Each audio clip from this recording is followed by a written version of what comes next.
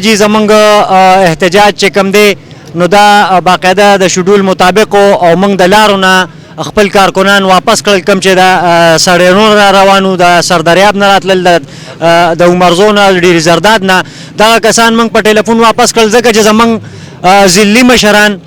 او دلته ایم این ایز ایم پی ایس چې کوم څونه دي هغوی دلته زموږ صوبایي اسمبلی کې ایمرجنسي اجلاس راوغوستی شو دا اسمبلی چې کوم ده دا نن ډیزالټ کیږي د هغې د وجې زموږ ایم پی ایس چې کوم دي د هغوی هلته تک چې کوم دی نو دا لازمي وو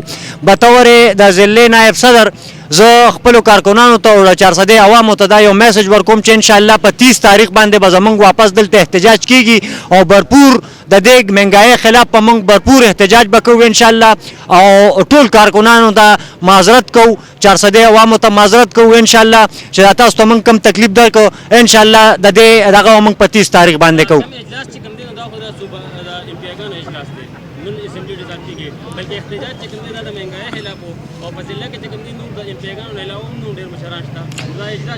بالکل جی ستاسو خبره زه دغه کومه خو لکه زمونږ دلته چې کوم مشران دي هغه موجوده وخت کې هغه ایم پی ایس دي او ایم پی ایس سره چې زمونږ څونه کروڑ او څونه ملګري او څونه دغه ټچ دي نو هغه پې موږ واپس کړل ځکه چې موږ له خپل مشران نه راځي نو موږ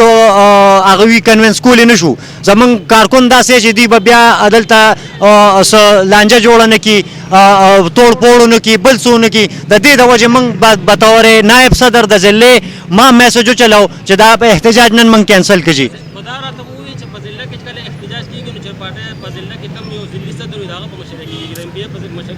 نه جی زمونږ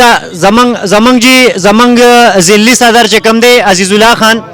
زمونږ ضلعي صدر عزیز الله خان زه ستاسو په سوال باندې پیښ شوم هغه ټول اختیار ما ته راکړی دی ځکه دا شیز ما کینسل کړه چې ما سره ایم پی ایز نه وي نو زه د احتجاج نشم کولی انشاءالله بل ورځ له موږ سره ایم پی ایز وي او نور ملګري به هم وي د ضلعي صدر به هم وي ټوله کابینه به انشاءالله موجود وي دا احتجاج به یو ځل بیا کوو